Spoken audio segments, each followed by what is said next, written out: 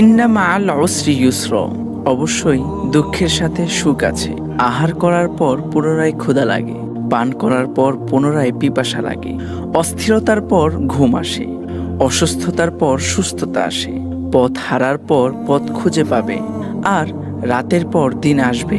এটাই নিয়ম।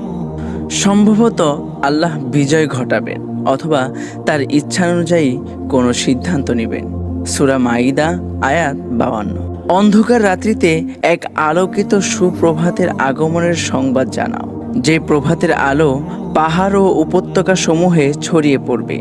দুঃখ পীড়িতদেরকে এমন ত্বরিত প্রশান্তির শুভ সংবাদ দাও যা নাকি তাদের কাছে আলোর গতিতে বা এক পলকে পৌঁছে যাবে। যদিও বা আপনি মরুভূমিকে মাইলকে মাইল বিস্তৃত দেখছেন, তবুও জেনে রাখুন যে এই দূরত্বের পরেও পর্যাপ্ত পরিমাণ ছায়া ঘেরা অনেক সবুজ অবারিত মাঠ রয়েছে। আপনি যদি দেখেন যে রশি শুধু কষছে আর কষছেই, তবে জেনে রাখুন যে এটা অচিরেই পটু করে ছিঁড়ে যাবে। কান্নার পর হাসি, ভয়ের পর সান্ত্বনা এবং উদ্বিগ্নতার পর প্রশান্তি আসে। যখন ইব্রাহিম আলাইহিস সালামকে আগুনে ফেলা হলো, তখন তার প্রভুর সাহায্য পাওয়ার কারণে তিনি আগুনের তাপ অনুভব করেননি। কুলনা ইয়া নারু কুনি বারদাও ওয়া সালামান আলা ইব্রাহিম। আমি আল্লাহ বললাম, হে আগুন, তুমি ইব্রাহিমের জন্য শীতলতা প্রদানকারী ও নিরাপত্তা দানকারী হয়ে যাও। সূরা আল আম্বিয়া আয়াত 69। সাগর তো মুসা আলাইহিস সালামকে ডুবাতে পারেন। তিনি অত্যন্ত আত্মপ্রত্যয়ী, ধীর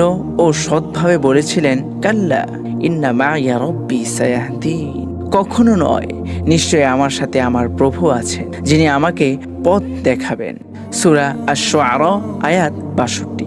নবী করিম সাল্লাল্লাহু আলাইহি ওয়াসাল্লাম আবু বকর রাদিয়াল্লাহু আনহুকে গুহাতে বলেছিলেন যে আল্লাহ তাদের সাথে আছেন। তারপর তাদের উপর শান্তি ও প্রশান্তি অবতীর্ণ হয়েছিল।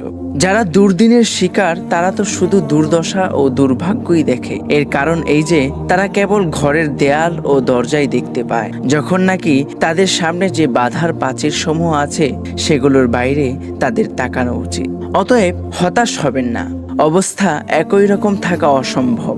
দিনগুলো ও বছরগুলো পালা করে ঘুরে ঘুরে আসে।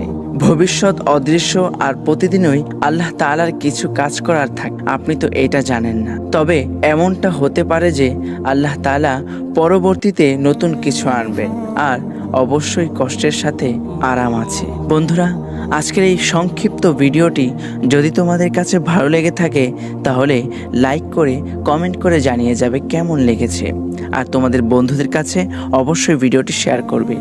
আজকের ভিডিওটি এখানে শেষ করছি। পরবর্তী ভিডিওতে আবার তোমাদের সাথে দেখা হচ্ছে। আল্লাহ হাফেজ।